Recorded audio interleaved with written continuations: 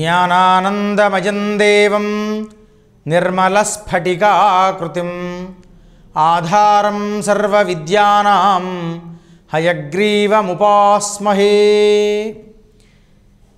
Eagle media ప్రేక్షకులకు శాస్త్రం సాంప్రదాయం కార్యక్రమం ద్వారా స్వాగతం సుస్వాగతం. నేడు మనం తెలుసుకునేటువంటి విషయం శివుడికి ఏ పత్రి ద్వారా అర్చన చేయాలి అనే విషయాన్ని, అర్చన ఎలా చేయాలి అనేది మనం తెలుసుకుందాం. కొందరికి మారేడు దళాలు లభించవచ్చు, కొందరికి లభించకపోవచ్చు.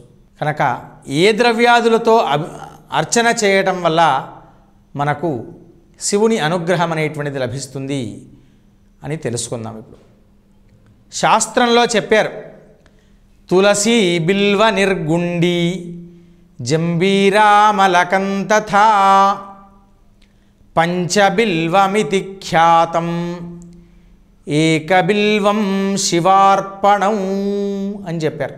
అయ్యా, మారేడు దళాలు ఏకబిల్వము అన్నారు. ఏకబిల్వంలో బ్రహ్మ విష్ణు మహేశ్వరులు ముగ్గురు ఉంటారు. కనుక ఆ ఏకబిల్వం అనేటువంటిది లభించినట్లయితే మహా ఆనందం. దొరకలేదు, త్రిబిల్వం విడివిడిగా 3 ఆకులతో ఉంటాయి. అది దానితో అర్చన చేసినా చాలు, శివుడి సంతృప్తి చెందాడు. అయ్యా, ఈ 2 దొరకలేదు, ఏం చేయాలి అంటే చెప్పాడు, తులసీదళ అర్చన చేసినా కానీ ఆ శివుడు మనకు అనుగ్రహిస్తాడు. అదే కాకుండా తులసి బిల్వం నిర్గుండి. నిర్గుండి అంటే ఏమిటయ్యా అంటే వావిలి ఆకు అంటారు.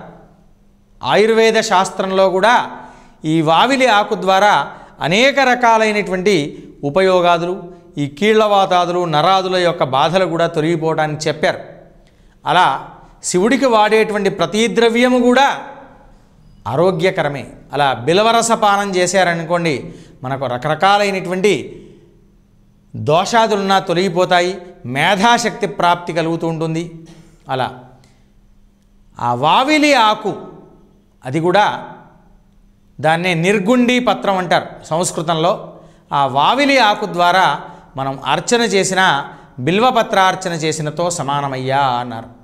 అయ్యా, ఈ 3 కూడా లభించలేదు, అప్పుడేం చేయాలి?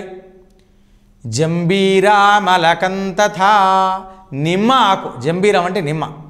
నిమ్మ ఆకు పెట్టినా చాలు. చివరకు ఊర్లలో ఎక్కడైనా నిమ్మ ఆకు లేకుండా ఉండవు.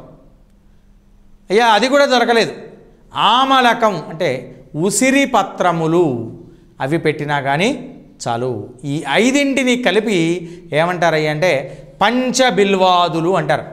తులసి బిల్వ నిర్గుండి జంబీరామలకంతథా పంచబిల్వమితి ఖ్యాతం ఏకబిల్వం శివార్పణం అని శాస్త్రంలోనే చెప్పారు.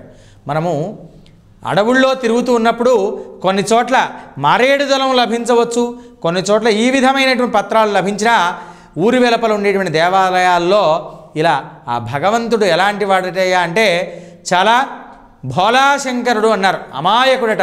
భక్తుడు వచ్చి తనకు ఏ విధమైనటువంటి కోరుకున్నా కానీ హరహర మహాదేవాన్ని నీళ్లు పోసి ఇలా పత్రము పెట్టేసి ఒక పుష్పం పెట్టి నమస్కారం చేస్తే చాలట, ఆయన ఎంతో ఆనందపడతాడు. కనుక ఎవరైనా భక్తులు మీకు ఈ ప్రతి మాసంలో జరిగేటువంటి మాస శివరాత్రి కానీ, సంవత్సరానికి ఒక మారు జరిగేటువంటి మహాశివరాత్రికి కానీ, ఇలా నిత్యము చేసుకునేటువంటి అర్చనలో ఇలా రకరకాలైనటువంటి మనము పత్రాదులు, ఇంతకుముందు చెప్పినటువంటి 5 పత్రాదులు ఏవి లభించి చేసినా కానీ మనకు శివుని అనుగ్రహం అనేటువంటిది తప్పకుండా లభిస్తుంది. ఆ విధంగా మనము అందరం కూడా ఇలా దొరికిన ద్రవ్యాదులతో చేసుకొని భక్తితో ఎప్పుడైతే చేస్తామో శివుడి అనుగ్రహం అనేది తప్పకుండా లభిస్తుంది. నేటి శాస్త్రం సాంప్రదాయం కార్యక్రమం సమాప్తం. Like and subscribe Eagle Media Works.